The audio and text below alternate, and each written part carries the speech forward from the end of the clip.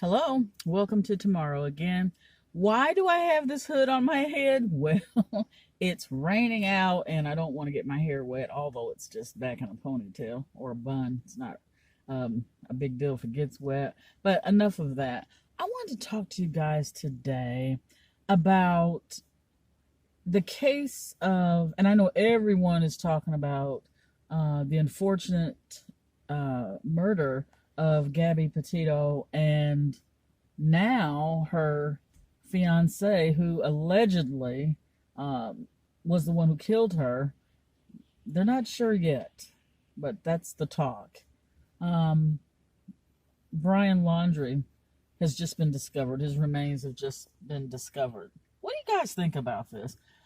I never really had any particular thing to say about this case. I didn't see any need to make a video about it because it's literally been everywhere. There's been so much speculation and talk about it. I just didn't feel like I had a whole lot more to add until his remains were found. And then that, I don't know, that got me to thinking. Have you ever felt like something is just not right? It's not adding up? Something about this is not adding up. Is he somewhere hidden? Has his parents hid him somewhere? Did he leave town unbeknownst to the authorities?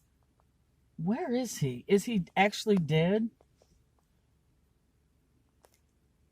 Something's telling me there's more to this story than what's been told. Stay tuned. Mark my word, they'll be talking about this for a very long time. And you know that it's going to be, there's going to be documentaries everywhere about this case. Unfortunately, these people lost their lives. We know Gabby Petito has been discovered deceased. We also know that there's been several other murders in the area where Gabby Petito was found. And some people have speculated that a serial killer could be involved. Intuitively, I know there's more to this case than what has been said so far. It's not as cut and dry as it seems, and the answer is probably super simple. As I said, we'll be hearing about this for some time. Kind of like Chris Watts. People talked about that for a long time, and finally there was a Netflix documentary. There's documentaries everywhere about that. Because when people do crazy things, crazy evil things, we wonder what could possibly be wrong with these people. What brought this on? It makes us scratch our head and wonder. I don't have a lot to offer intuitively as to the details, but I can definitely add that there's more to this case than meets the eye. Having said this, I want to do a little story time, you guys. I wanted to talk to you about a little bit, a snippet of my childhood. Story time. One of my earliest memories is spending time with my aunt. She was my father's aunt, so she was my great aunt. And we'll call her Lucy. I would spend the summers at her house. And I remember she would set the breakfast table with a tablecloth, fork, knife, and everything, jelly or jam rather, in the middle of the table, and everything would be just laid out so perfect. It was just her and her husband. And every Sunday they would be playing church music. It seems like it was live church music from church service. As I said, it was every Sunday, and it was loud. I would listen to that, and I would watch my uncle dip his toast into his over easy eggs, and he would munch on his sausage and spread jelly across the rest of his toast, drink his coffee. He would always sip it and look up at the same time, have the newspaper to his left, and read the latest news stories. Simple times, but it left a landmark in my mind of my childhood.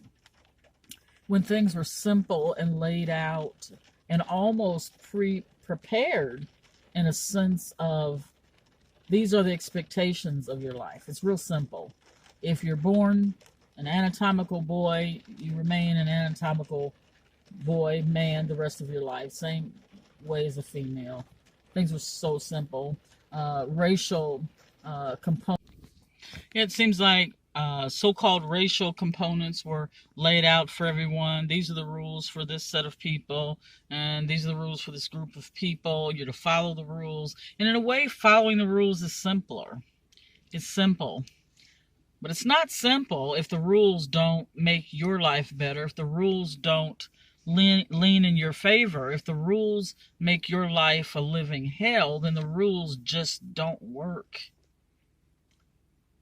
But I remember, for me, my simple life was enjoying the summers with my family, enjoying Sundays with my aunt. I miss her. She was a trailblazer in so many ways, and I'm talking the late 60s, throughout most of the 70s. I remember she would meticulously get a manicure, get her hair done up every week religiously. She had a way about her that gave me strength as a woman. My aunt is gone now. Of course, I never got the chance to express to her what her being a great example of a fighter, a freedom fighter in so many ways. She shaped who I am, along with other aunts that I had, and uncle as well. The ancestors shape who we are. The ancestors live through us, and that way they never die.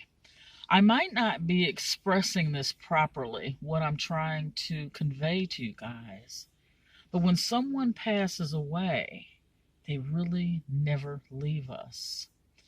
Our relatives live on in our DNA, and it's passed on to the next generation and the next generation.